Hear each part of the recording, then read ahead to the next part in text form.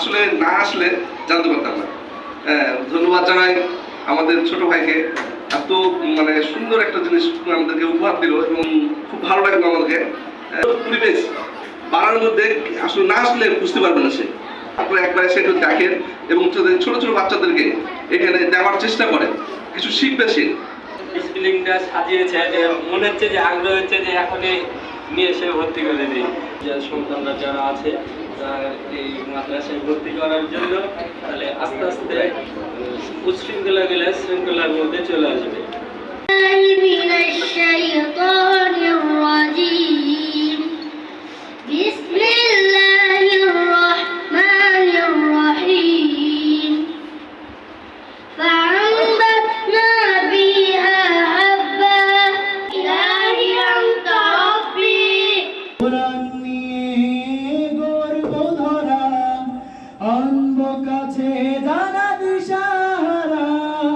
রক্ষা করে দিও ইমানের ক্ষয়, আসতে দেব না পরাজয়।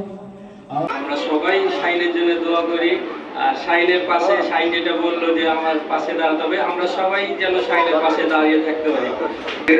এত মানে সুন্দর একটা জিনিস আমাদেরকে উপহার দিল এবং আমাদেরকে সবাইকে নিয়ে এসে সেটা দেখালো এবং দিশেহারা মনে আমার পথ দেখানো বিবরণী, আল কোরআনের মধুর বাণী শ্রবণে যে কোটি ধ্বনি, হক বাতিলে দৃষ্টি পড়ে হেদায়াত সৃষ্টি করে, হক বাতিলে দৃষ্টি পড়ে হেদায়াত সৃষ্টি করে, মুক্ত করে বদ্ধ হৃদয়, মুক্ত করে বদ্ধ হৃদয়, সরল পথের আবরণী, জ্ঞানের আলোয় হৃদয় খুলে অজানাকে জানিয়ে তুলে, জ্ঞানের আলোয় হৃদয় খুলে অজানাকে জানিয়ে তুলে, জান্নাতের আশা জাগাই, জান্নাতের আশা জাগাই, দূর হয়ে যায় সকল গ্লানি,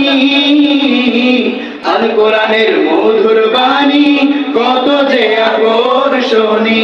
সাল্লাল্লাহু আলাইহি ওয়াসাল্লাম বলেছেন, মান সালাকা তরিকান ইয়ালতামিসু ফীহি ইলমান, যে ব্যক্তি জ্ঞান অর্জন করার জন্য, যে ব্যক্তি দ্বীনের জ্ঞান অর্জন করার জন্য কোন পথে চলবে, সাহহালাল্লাহু তরিকাল ইলাল জান্নাহ, তার জন্য আল্লাহ সুবহানাহু ওয়া তাআলা জান্নাতে যাওয়ার পথটি সহজ করে দেবেন।